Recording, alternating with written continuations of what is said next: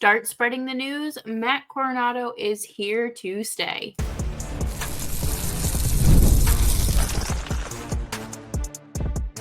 You're Locked On Flames, your daily podcast on the Calgary Flames. Part of the Locked On Podcast Network, your team every day.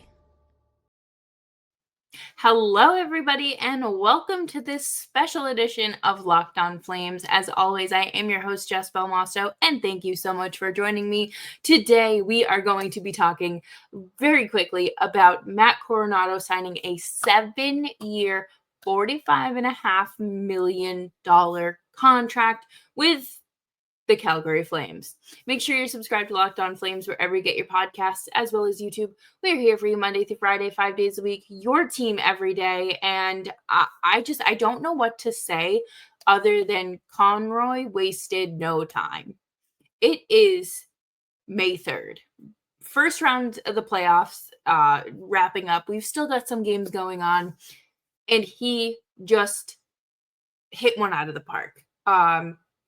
Matt Coronato obviously had a fantastic season this year, hitting almost 25 goals and really just came into his own, and it can only go up from here. It is just so encouraging to see. And let's talk about the elephant in the room, the fact that an American-born player wants to stay in Calgary long term. Okay? That is kind of the recurring theme here, right? And it's something that is still a very fresh wound for a lot of us. And just the fact that, this kid wants to be here long term. Him and his agent never thought about a bridge deal. That was never an option, never on the table for either side. So a long-term deal was the way to go. And wow, $6.5 million a year in a rising cap era where he is still going to get better. I mean, does it get better than that for the Flames? I don't think it does. And this is just a huge vote of confidence, I would say, for the Flames and the continuation of this long-term plan. You will have Matt Coronato locked up until he is 29 years old. Okay? That is pretty impressive. That's great news. That is what needed to be done to kind of secure another piece in this rebuilding puzzle. Coronato is one of the players that you want to build around. Obviously, Dustin Wolf, the other being Connor Zary. So this is very exciting and encouraging. I think that Conroy, again, just hit it out of the park. And the fact that these conversations began when the team was on the East Coast road trip and he was home. He was in New York when these conversations started. And, okay, like I want to stay with this team for 7 years. Homesickness, we don't know her. But in all seriousness, this is a steal.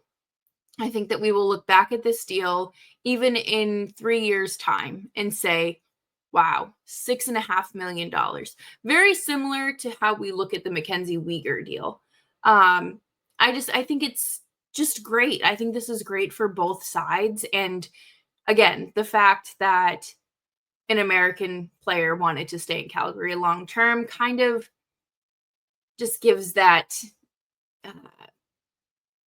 vote of confidence. The fact that it's done this early in the off season is fantastic. You don't have to worry about it. We're not going to be sitting here in, dead of the, middle of the off season talking about how, is it a holdup because an American player doesn't want to stay in Calgary? Like, we don't have to do that. We don't have to do it. And I hope that this is, again, another step in the right direction to lock up Connor Zary. And I think that's huge. And I'm really looking forward to the future of the Flames organization. Also, shout out to James Johnson from the Win column for putting together some comparables, because this is something to always think about when you're looking at these RFA signings. And so James says, if you compare this to the Dylan Guenther contract, who was drafted 2 spots higher in the same draft, who signed a 7-year, $7.14 million deal last summer, it's a great deal with a rising cap. Matty Beniers is another player from the 2021 draft who signed a 7 times 7.17. Both players had an extra year of sample size, which is why their AAVs is higher. So, I mean, like, I get it. I do. But this is just another good comparison. And like, just the fact that, again, we are taking options off the table for offer sheets. It's not gonna be an issue. So very exciting stuff there. I am hopeful for, obviously Wolf's extension, Zary, Kevin Ball, who else? Morgan Frost is an RFA. Like, there's still a few to go, and I'm hopeful. I think it's really going to be a good year, or good off season, I should say. I think that, the outcome of the season definitely plays a part in this, but also I think that the players have all bought into, we are going to be a better team. And it's great to see a 22, 23-year-old player look at this picture and really what's going on internally, because obviously we only know so much on the outside, and say, this is what I want to be part of. This is where I want to build my life. So really good stuff there. It's great to see. It's so encouraging. Matt Coronato, I think, will easily be a 30 goal scorer multiple times in his career.